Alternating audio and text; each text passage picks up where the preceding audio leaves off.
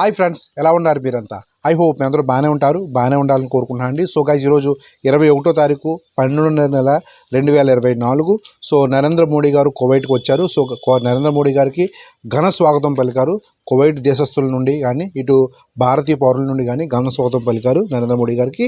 So అయితే నరేంద్ర మోడీ గారు చాలా దేశాలతో మిత్ర సంబంధాలు ఏర్పాటు చేసుకుని భారతీయులకి అత్యధికంగా ఎంప్లాయ్మెంట్ దొరికే ముఖ్యమైన మెయిన్ అజెండాతో ముందుకు వెళ్తున్నారు.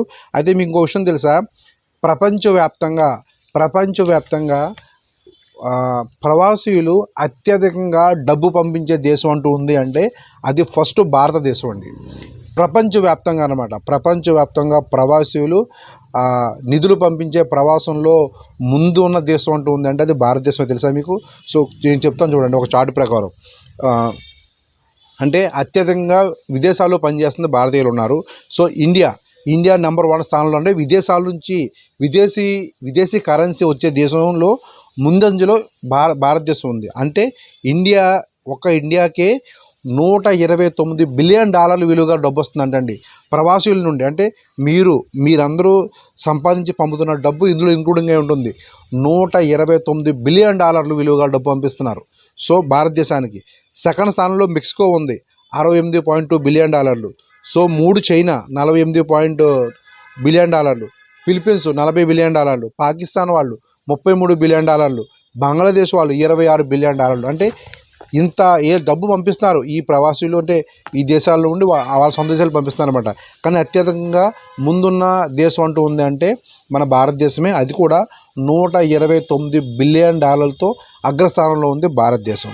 సో అయితే భారతదేశానికి ప్రవాసీలు అత్యధికంగా డబ్బులు పంపిస్తున్నారు. కానీ ఇదే ప్రవాసులు ఒక మైనస్ పాయింట్ కూడా ఉంది. చెప్పమంటారా? ఈ మధ్య నేను పెన్షన్ పాలసీ కోసం చెప్పాను కదండి. చాలామంది ఒక 400-500 మంది కాంటాక్ట్ అయ్యారు. అందరికీ వివరంగా చెప్పాను, మ్యాక్సిమం ఓపిక చెప్పాను అనమాట. కొంత 20 సంవత్సరాలు 30 సంవత్సరాలు ఇన్ని సంవత్సరాలు గల్ఫ్ దేశాల్లో పనిచేసి వాళ్ళ లైఫ్ సెటిల్ అవ్వట్లేదు. ఇంటికి వస్తే మళ్ళీ బతకలేని పరిస్థితి. ఇలాగ ఎంతోమంది ఉన్నారండి. దగ్గర నాకు ఫోన్ చేసిన 450 మందిలో దగ్గర 350 మంది పరిస్థితి అలాగే ఉంది.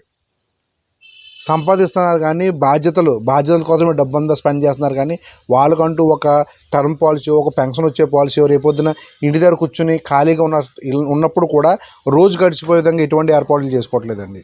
సో చూడండి, భారతదేశానికి అత్యధికంగా డబ్బు పంపించేది భారతీయులే. కానీ భారతదేశం డెవలప్ అవుతుంది, ఇండియా డెవలప్ అవుతుందంటే ఆ డెవలప్ అవుతున్న ఇండియాలో మనం కూడా ఉండాలి.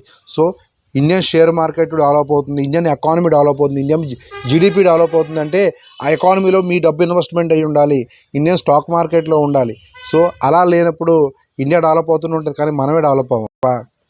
సో ఇదండి సంగతి. ఎవరి జాగ్రత్తలు వాళ్ళు ఉండాలండి. విదేశాల నుండి అత్యధికంగా భారీగా ఇండియాకి డబ్బు పంపించే మిత్రులు ఎవరైతే ఉన్నారో మీ జాగ్రత్తలో కూడా మీరు ఉండండి. రేపు ఇంటికి వచ్చిన తర్వాత కూడా ఖాళీగా కూర్చున్నా కూడా మీకు ఆదాయం వచ్చి ఏర్పాటు చేసుకోండి. అప్పుడే ఎదుగుదల, అప్పుడే ఆనందం అండి. గల్ఫ్ దేశాల్లో చేసి వచ్చాను అని చెప్పుకోవడానికి కూడా ఆనందంగా ఉంటుంది.